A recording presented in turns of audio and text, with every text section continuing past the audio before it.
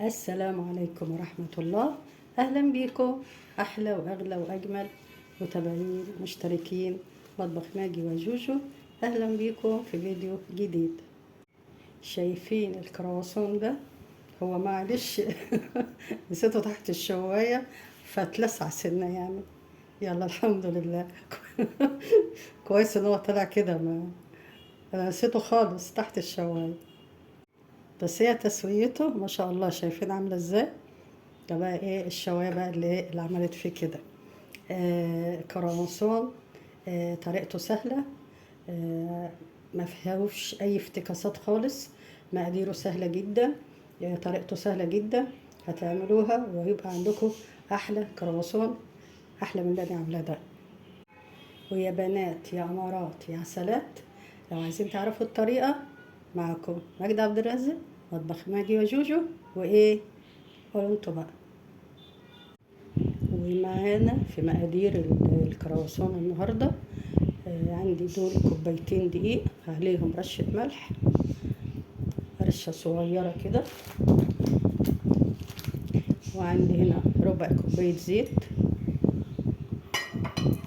معلقة صغيرة مليانة خميرة فورية، معلقة كبيرة سكر، وعندي زبدة لينة. ودلوقتي هقول لكم هنعمل ايه.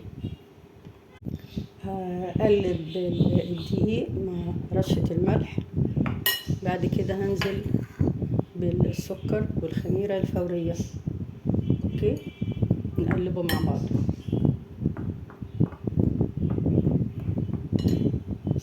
قلبنا الخميرة والسكر مع الدقيق، بعد كده هننزل ربع كوباية الزيت. طبعا انا عندي مية دافية نسيت اقول لكم عليها.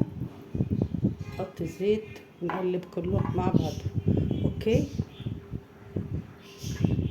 لما الزيت يختفي عندي، بعد كده هننزل بالمية الدافية. هننزل شوية شوية، يعني نحط شوية ونعجن ونشوف العجينة، لو احتاجت نحط كده شوية. اوكي، شايفين انا حطيت شوية دقيق، عايزة شوية تانيين، لسه العجينة ما لمتش معايا.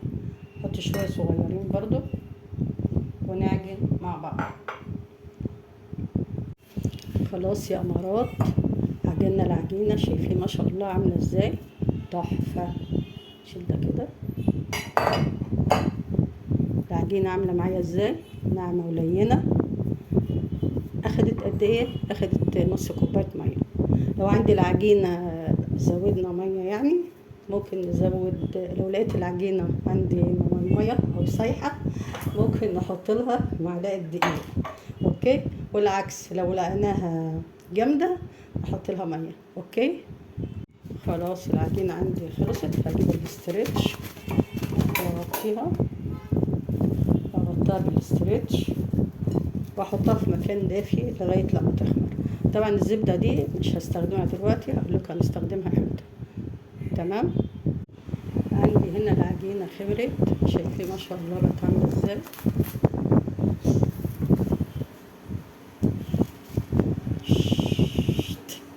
ده البوكس التمام ده. عندي العجينه اهي، شايفين ما شاء الله تحفه. هقسمها على 2.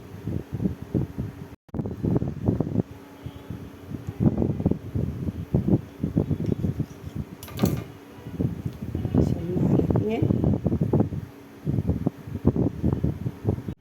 اخدت جزء من العجينه افرده.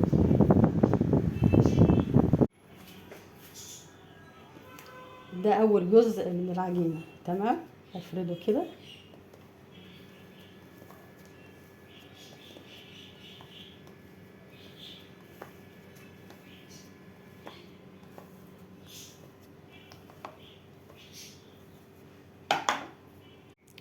فردناها خلاص، ويستحسن ان هي تكون على شكل دايره. اوكي، وهنا هناخد الجزء التاني برضو من العجينه ونفرده زي الجزء الاولاني. نفرده على شكل دايره. سامعين الصوت العصفور بتاعي؟ كانوا 2، انا بحب العصافير.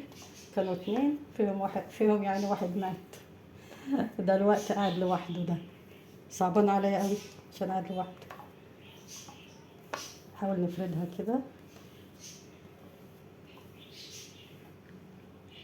اوكي، فردنا التانية ونحاول يكونوا الاتنين قد بعض. هجيب بقى الزبدة اللي كانت معايا في اول الفيديو واحطها هنا على الجزء الاولاني من الفطيرة اللي هي بتاعت الكرواسون. حط كده زبدة حلوة عشان الحر، هي ساحت خالص طبعا، طلعنا من بدري من التلاجة. احاول بالطريقة دي كده. اوكي تمام كده.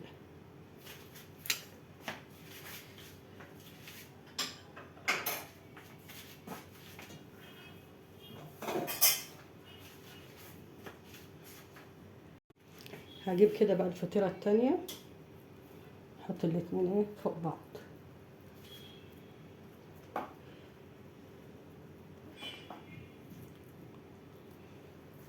احاول ايه تشبكوا مع بعض كده. هنا بحاول ايه اقفل الاتنين مع بعض عشان الزبدة ما تطلعش بره. اوكي، ونقطعها بقى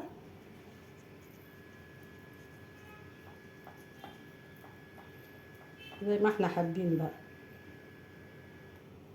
اوكي يلا،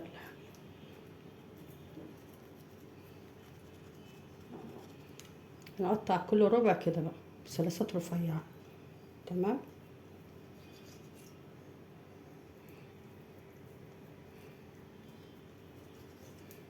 عشان الزبدة ساحت الأمر ايه عفوا صعب شوية.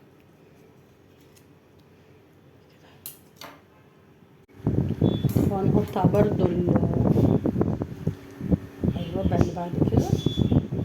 انا على فكرة الربع الاولاني انا حطيته في التلاجة عشان ايه الزبدة ما تطلعش منه.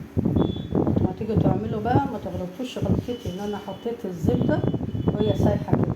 اوكي، تخلوها جامدة شوية لان الجو حر والزبدة سايحة خالص زي ما انتوا شايفين. اوكي، وده برضو هحاول الفه واحطه في التلاجة. شايفين يا امارات الجزء ده لما حطيته في التلاجة جمد معايا ازاي؟ فانتوا لو لقيتوا العجينة معاكم كانت سايحة زي ما شفتوها كده معايا، حطوها في التلاجة تجمد عشان تعرفوا تلفوها. اوكي، يعني عندي اهي بحاول اشد الجزء الاولاني ده واجي افردها بقى من هنا، الفها كده على شكل الكرواسون المعروف. تمام، وعندي صاج هنا مدهون، ده هنا خفيف زيت احط فيه الكرواسون. تمام، شايفين حتى لما حطيته في التلاجة خمر. اوكي، هنلف دي بقى.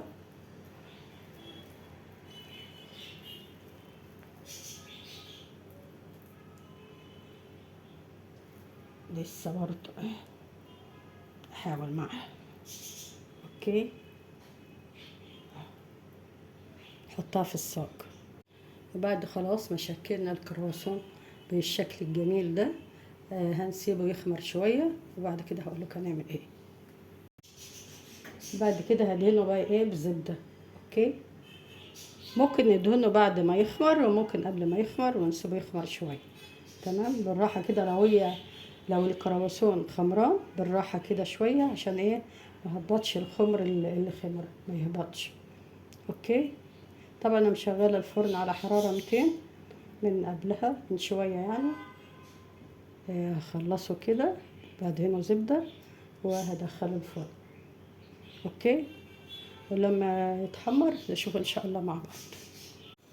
وده شكل الكرواسون لما طلع من الفرن. طبعا انا نسيته تحت الشواية.